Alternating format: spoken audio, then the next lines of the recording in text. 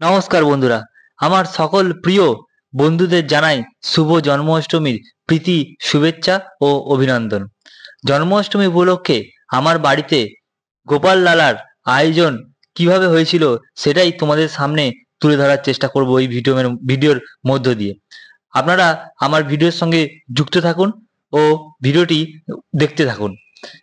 আমি তুলে ধরার চেষ্টা করব আমার বাড়িতে কি রকম আয়োজন হয়েছিল। আর বলে রাখি, এই প্রথম বছর হলো গোপাল লালাকে নিয়ে এসে উদযাপন করে আমার বাড়িতে তাকে ভোগের ব্যবস্থা করে দিয়েছিলাম এবং সারা বছর তাকে ভোগ দেওয়ার ব্যবস্থা আমরা করব। তাই জন্যই আমরা গোপাল লালাকে নিয়ে এসে প্রথমে এরকম গোপাল লালাকে স্নান করানো হচ্ছিল, সুন্দর করে স্নান করিয়ে তারপর সুন্দর করে স্নান করানো হচ্ছিল।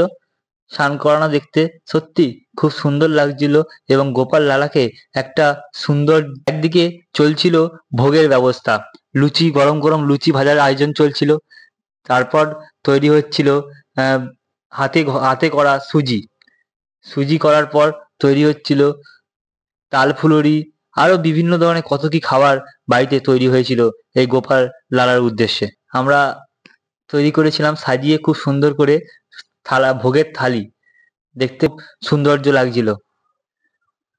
তারপর অবশেষে ঠাকুর ঘরে এসে গোপাল লালার জন্য ঠাকুরের পুজোর ব্যবস্থা তৈরি নিচ্ছিলাম। তারপর গোপাল লালাকে খুব সুন্দর করে চান করানোর পর তার গাটা মুছি দেওয়া হচ্ছিল, দেখতে খুব সৌন্দর্য লাগছিল। তারপর খুব সুন্দর করে তাকে জামা একটা পরিয়ে দেওয়া হচ্ছিল।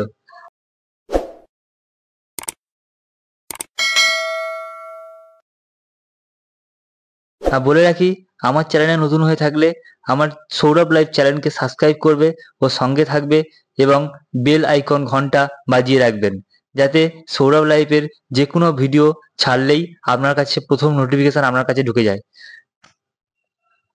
দেখুন কত সুন্দর লাগছে আমাদের গোপালজিকে, কত সুন্দর।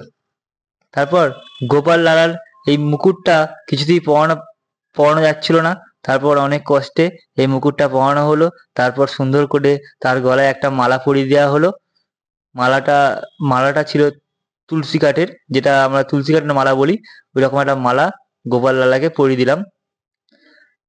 তারপর খুব যত্ন সহকারে তার সেবা করব ও পুজো করব। এটা করছিল তোমাদের দিদিভাই, আর আমি পাশে বসেছিলাম। ঠিক আছে, দেখুন। তারপর এরকম একটা সিংহাসনের মধ্যে আমাদের ছিল কৃষ্ণ ছিল, কৃষ্ণ ঠাকুর ছিল, গোপালজি ছিল। ঠিক আছে, তারপর এরকম পুজোর আয়োজন সাজিয়ে বিভিন্ন রকম ভোগের থালি সাজিয়ে তার উপর তুলসী পাতা দিয়ে দেওয়া হচ্ছিল।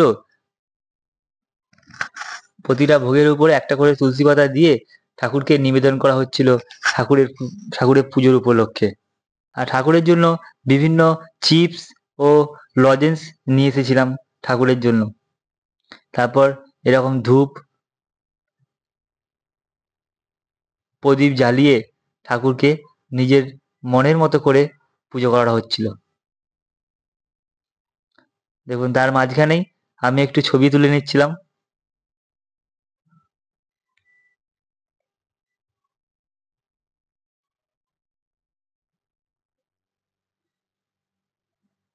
তার মাঝখানে আমি একটু ছবি তুলে নিচ্ছিলাম।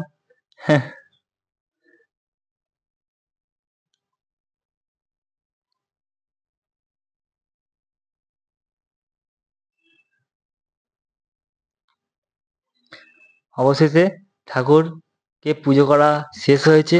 ঠাকুর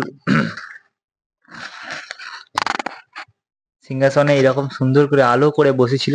ঠাকুর খুবই দেখতে খুব অসাধারণ লাগছিল।